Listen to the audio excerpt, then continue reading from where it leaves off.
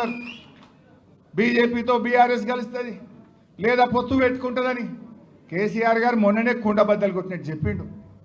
అయినా అసలు బీజేపీకి తెలంగాణ మీద హక్కు ఉన్నదా ఆనాడు 1996లో ఒక ఓటు రెండు రాష్ట్రాలని చెప్పి 2000 సంవత్సరంలో 3 రాష్ట్రాలు ఏర్పాటు చేసి తెలంగాణకు మొండి చేయి చూపిందే బీజేపీ చంద్రబాబుకు భయపడి తెలంగాణ ఇయ్యకుండా తెలంగాణ ప్రజల్ని మోసం చేసిందే బీజేపీ అసలు కేంద్రంలో 8 ఎంపీలు గెలిపిస్తే గుండు సున్నా పెట్టి బడ్జెట్లో తెలంగాణకు మొండి చేయి చూపిందే బీజేపీ ఇవాళ పోలవరం జాతీయ ప్రాజెక్టు ఇవ్వడం కాక బనకచెర్ల గోదావరి లింకుకు మళ్ళా తెలంగాణ నోరుగొట్టికి తెలంగాణలో గోదావరి నీళ్లకు అన్యాయం చేసే అక్రమ ప్రాజెక్టుకు వత్తాసు బలికి నిధులిస్తున్నదే బీజేపీ ఇంకా బీజేపీ ఏ ముఖం పట్టుకున్నట్టు ఏం చేసింది బీజేపీ ఓ జాతీయ ప్రాజెక్ట్ ఇచ్చిందా ఒక మెడికల్ కాలేజ్ ఇచ్చిందా ఏం చేసింది బీజేపీ తెలంగాణకు అన్యాయం చేసింది బీజేపీ గోదావరి బనకచెర్ల మీద కిషన్ రెడ్డి మాట్లాడాడు బండి సంజయ్ మాట్లాడాడు ఈటల రాజేందర్ మాట్లాడాడు ఎందుకు మాట్లాడరు అని నేను అడుగుతా ఉన్నా ఆ బనకచెర్ల గోదావరి ప్రాజెక్టు తెలంగాణ అది శాపం కాబోతుంది అది కడితే గోదావరి జలాల్లో తెలంగాణకు తీవ్రమైనటువంటి నష్టం జరుగుతుంది ఈ కాంగ్రెస్ దద్దమ్మ ప్రభుత్వం కృష్ణా నదిలో మొన్న 65 టీఎంసీలు తక్కువ వాడింది మన హక్కును కూడా వాడుకునే తెలివితేటలు లేవు గోదావరి బనకచెర్ల ప్రాజెక్టు ఆపే విషయంలో ఇవాళ రాష్ట్రంలో కాంగ్రెస్ ప్రభుత్వం పూర్తిగా ఫెయిల్ అవుతున్నటువంటి పరిస్థితి ఉన్నది బట్ ఏది ఏమైనా బీఆర్ఎస్ ఉన్నది మేము వదిలిపెట్టాం రాష్ట్ర ప్రభుత్వం ఫెయిల్ అయితే బీఆర్ఎస్ ప్రభుత్వం అవసరమైతే సుప్రీంకోర్టుకు వెళ్ళైనా సరే గోదావరి బనకచెర్ల ప్రాజెక్టును ఆపి తీర్థం తెలంగాణ ప్రయోజనాలు కాపాడతాం బీజేపీ నాయకులారా తెలంగాణ మీద ప్రేమ ఉంటే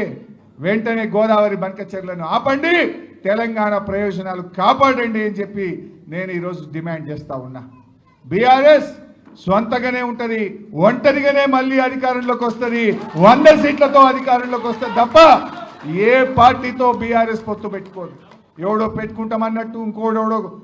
పెట్టుకుంటారన్నట్టు మాట్లాడుతుండ్రు ఎవరితో పొత్తు పెట్టుకోము బీఆర్ఎస్ కేసీఆర్ నాయకత్వంలో మళ్ళీ అధికారంలోకి వచ్చేది ఖాయం ఇలా ప్రజలే కోరుకుంటున్నారు ఎక్కడ పోయినా అదే చర్చ జరుగుతుంది ఏదో 4 ఎక్కువ వస్తాయి అనుకుని ఓటేసినాం బిడ్డ 4 ఎక్కువ వస్తాయి అనుకున్నాం కానీ గిట్లయితుంది అనుకోలేదు అని ఎవరిని మాట్లాడించినా చెప్తా ఉన్నారు ఏం చెప్పిండు వాళ్ళు ఆ రోజు అరే 2000 పెన్షన్ ఇచ్చిండు కేసీఆర్ మేము 4000 ఇస్తాం 10,000 రైతు బంధు ఇచ్చిండు మేము 15,000 ఇస్తాం ఉద్యోగస్తులకు రాగానే 4 డిఏలు ఇస్తాం పాత బకాయిలు ఇస్తాం బెస్ట్ పిఆర్సీ ఇస్తామన్నారు ఇప్పుడు మాట్లాడితే నన్ను గోసుక తింటామా అంటుండ్రు ఏం మాట్లాడుతున్నావు నువ్వు మరి వీళ్ళకేమో పైసలు లేవంటావు నీకు అందాల పొట్టులకు పైసలు ఎడికెళ్ళి వచ్చినాయి నీ భూముల కాడికి 4,000 కోట్లతో 6 లైన్ రోడ్డుకు డబ్బులు ఎడికెళ్ళి వచ్చినాయి